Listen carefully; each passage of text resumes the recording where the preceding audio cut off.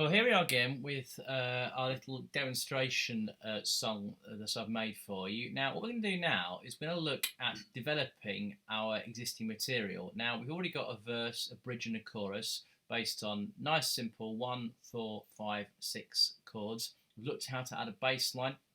What we're going to do now is we're going to have a little series of videos that look at things you can do to just enhance or develop the material you've written. And the first tactic we're going to look at is how to add another chord layer. So you'll see here I've already got my piano chords. I'll just play the beginning of the chorus. It sounds like this. And here's the piano chords soloed, so you can see them like that, the broken chord patterns. Okay, there we go. So that's what the chords look like from the first time through. Now you'll notice if you look on the piano chords here, you can see we're up in the 3rd octave, the 4th octave, around C3, C4.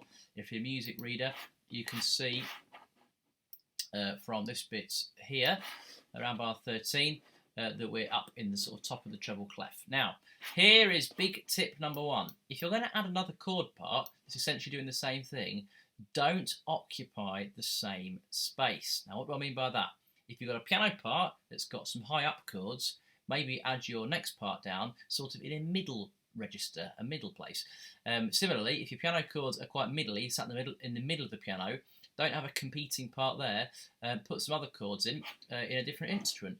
Now, what I've done today, I've decided I'm going to add a pad sound, which is sort of like an old-fashioned stringy sound, which should sound something.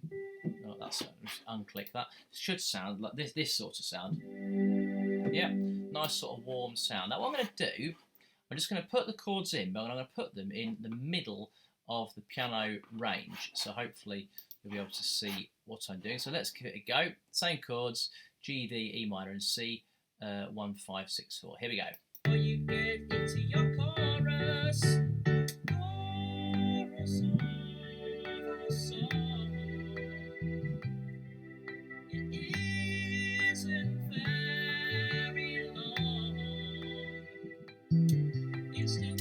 And I don't need to do that again because I can copy and paste it for the second half of my chorus. So click on piano roll. It's going to quantize it.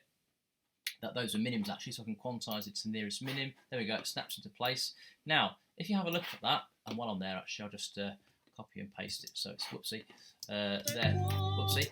Control, Command C and Command V. There we go. Now, what I've got there sounds fine.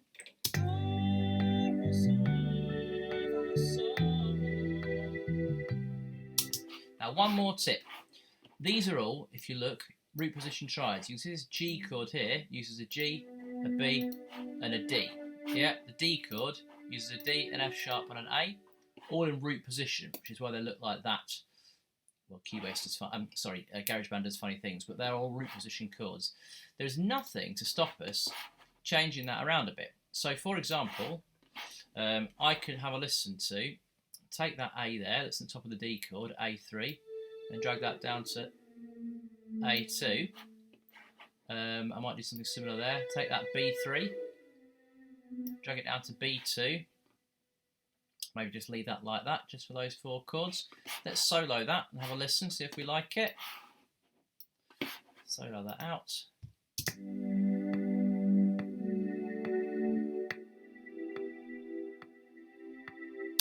Just sounds a little bit smoother, doesn't it? Do you know what? To save myself doing it again, this is how efficient we can be. I don't want that anymore.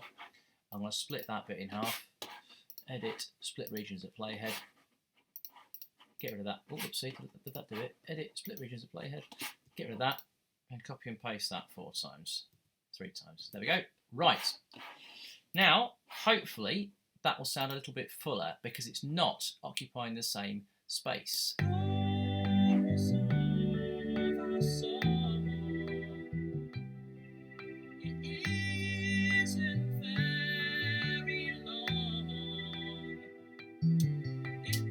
There we go. So that was how to add a chord part an extra chord part, another layer of texture, but without competing with the ones you've got already, and just moving a few notes around to create the odd inversion just for a bit of variety.